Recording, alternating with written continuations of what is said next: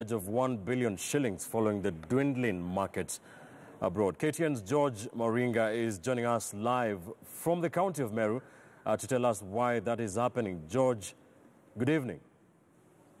Good afternoon.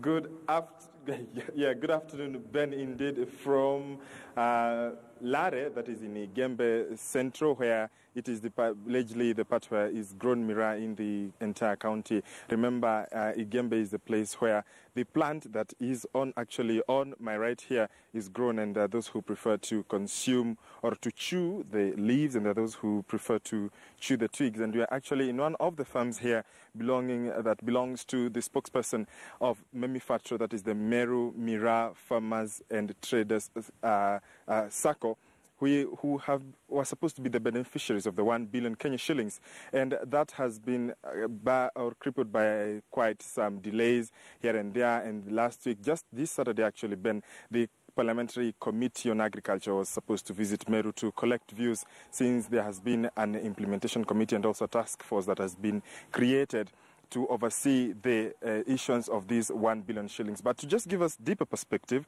of this, I'm now joined by Dr. James Mithika, who is the spokesperson of Memifatra, that is the Meru Miraa Farmers and Traders Circle. You could just join me here. And thank you very much for joining us on KTN News Desk. Now, just give us a brief background of why the 1 billion came and where we are right now with the challenges to why you have not received the 1 billion shilling that President Uhuru Kenyatta pledged to the Miraa farmers. Thank you so much, KTN. Thank you so much, Mr. Mariga. And I'm glad that this thing is coming up at a time when Miraa farmers really continue to suffer, whereas their money is lying with the Ministry of Agriculture. I begin by thanking the President for the wisdom is shown in trying to pump in 1 billion Kenya shillings in the Miraa subsector. This occurred after our people lost their markets in Europe way back in 2013, and it's by the same president actually anchoring the Miraa in the Crops Act. Initially, Miraa was nowhere. It was unknown legally. And when this came up, the president, in his wisdom, actually had it anchored in law, and he set a task force to draw up a framework on how to revitalize and uplift the dwindling economic activities of Miraa farmers.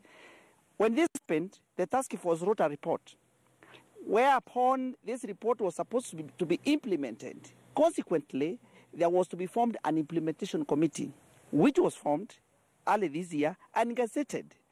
It is now this implementation committee which was supposed to come up with a raft of activities which were supposed now to benefit the Miraa farmer. This has not occurred, and this is where we are. Why is that?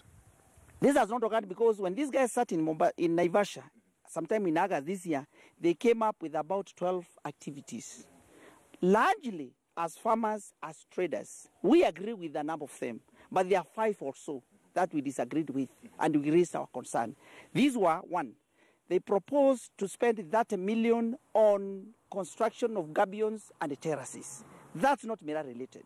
We disagreed with them.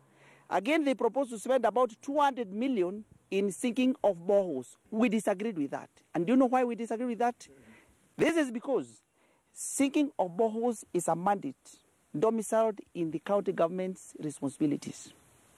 So the expectation is that Miraa money would be basically applied on issues that touch on Miraa farming and marketing. And we are saying, and we want to thank Governor Kiretu Murugi also because he is doing a very good job when it comes to seeking of boreholes.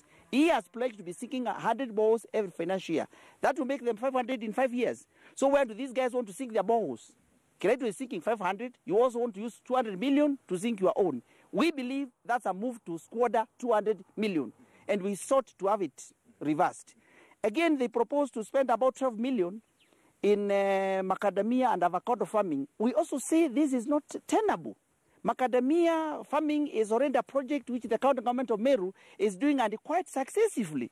So when you say you want to do your own macadamia farming and the county government of Meru is doing the same, and you trying to hoodwink the farmers that you do your own macadamia farming, we also protested against that proposal. So what are some of the issues that probably you agree with even as you wind up? We agree with the following. 1, we agree that we should pump some 200 million in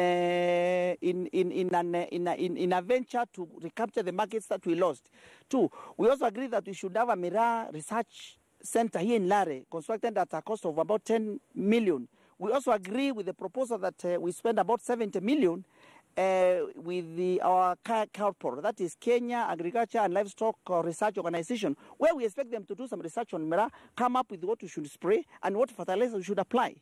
Those are some of the things we agree with. So briefly, as we went up, because I'm told time is out on our side, why didn't the meeting or the public participation by the parliamentary committee happen this Saturday? We were glad that they could come, but it was... Thank you, George Moringa there with